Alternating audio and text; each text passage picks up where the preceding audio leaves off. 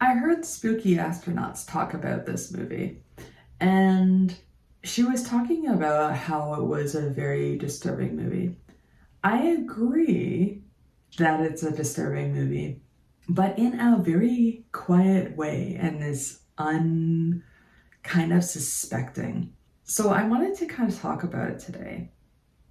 Let's talk about the coffee table.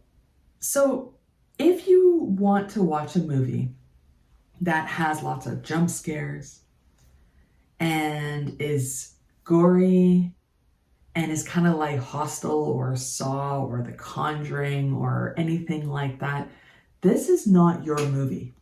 This movie is not for you. It's very quietly horrific and quietly disturbing. So, what would this movie be about? This movie is about a couple that have just had a baby. They're going through a rough patch, and the movie starts with them buying a coffee table. Now, it's a god-awful, ugly thing, but whatever. They're purchasing this coffee table. And the coffee table, now let me think. It's not delivered. I think they bring it home with them in pieces, like it's from IKEA or something. And the husband is putting together this coffee table. And the wife decides to go out and get stuff for company that's coming over that night. And that event of him putting together the coffee table and whatever becomes a very chaotic situation. And yes, chaos ensues. And the result of that situation is what spurs on the entire movie. Now, I know that it looks like I didn't say a lot there. And you're right, I haven't. But this is the kind of movie where if you were to say anything more and go into any detail, that it means you have to give context for it to make any sense. And the context would be a spoiler. The entire movie is around very few events. And the entire movie is about sitting in the discomfort of those events, knowing what has happened, what people don't know yet, or what people do know, and waiting for some kind of absolution, some kind of something. But you don't know what it quite is going to be, but you have an idea. And because of your experience in life or your lack of those experiences, you may relate, you may not relate. You might relate to different characters. You know, I can honestly say that there are situations in my life where it's not very conducive to what is happening in this story, but I still feel for the characters and I still found it very awkward and very, disturbing in that way. So that's my take. I do like how the film has a very small scope. You're in this small apartment and there are little bits outside of that apartment, but not many. And there's only a few characters. So there's only a few characters. A majority of them you spend some time with. You really get some character development. There's other ones that come and go, but whatever. And The interesting thing about this film is the comedy aspect of this film. It's kind of like the humor that's in, well, it's in many movies, but if I'm going to relate it to American movies, it's like Barbarian or Tusk. So kind of bizarre. It's funny because it's bizarre. It's not funny because it's comedy. It's slapstick and it's light and whatever, but it's funny because it's just so weird.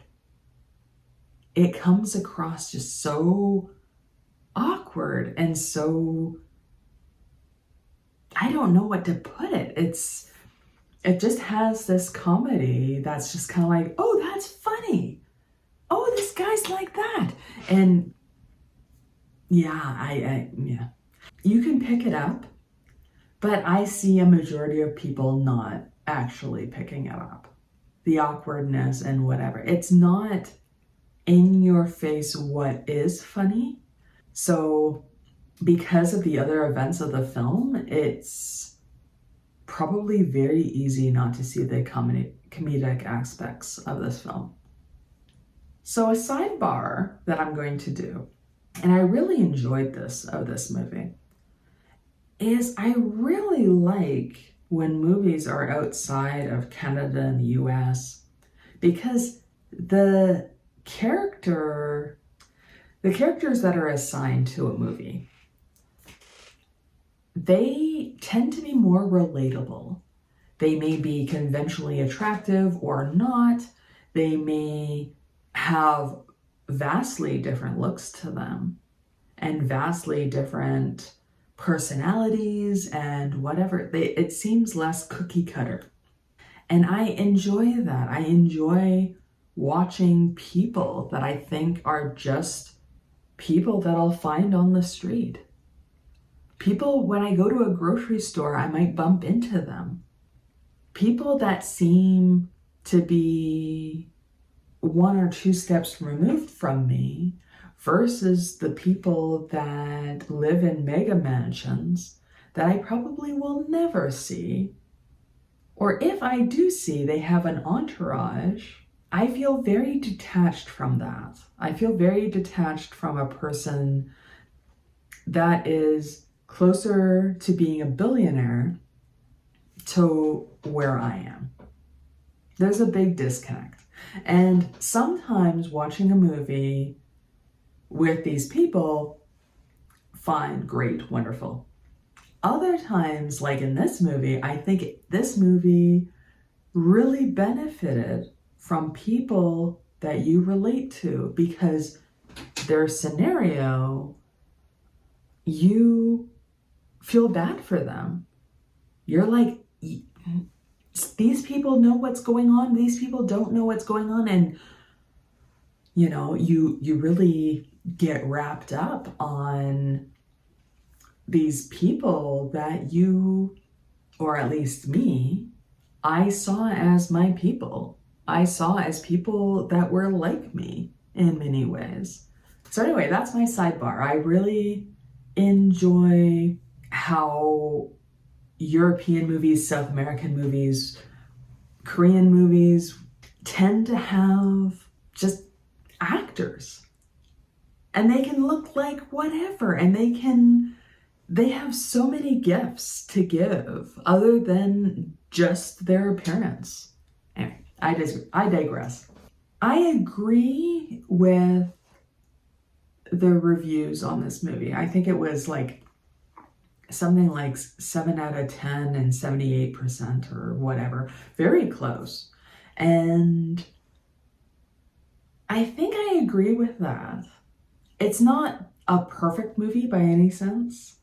It's not really a casual watch. I don't really see that as that. I would see this movie again.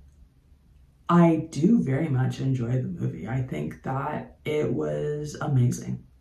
I don't think it's one of the most disturbing films I have seen, but I do think that it has this quiet, disturbing nature that is notable. This movie, now as an interesting tidbit, I'm sure a lot of people that back a film are paid to say good things or whatever. But in this case, I really hope this is true. You know, Stephen King was mentioning how this film was awesome. I really hope that he wasn't paid to just say that. So I know that he at least said that it was something that he recommended. So I think that's interesting as well. I tend to like a lot of his literary works. I don't tend to like how they translate quite a bit, but then again, there's some really awesome movies like The Shawshank Redemption, Green Mile, and so forth that translate really well into picture.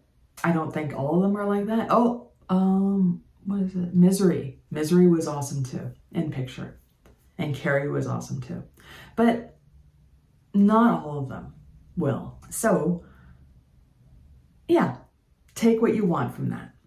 I was almost going to say that this movie was a good time, but it's not. This film is like you knowing that a train wreck is going to happen and you seeing how the dominoes have been set up and it's just a matter of them falling.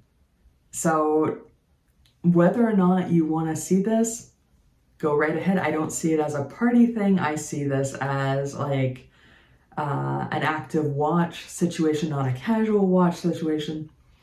You let me know what you think. I thought that it was an awesome movie, but it's not necessarily a good time. It's a train wreck and it was done very well. So with that, I hope you're having the best time in the situation you find yourself today, and I will talk to you later.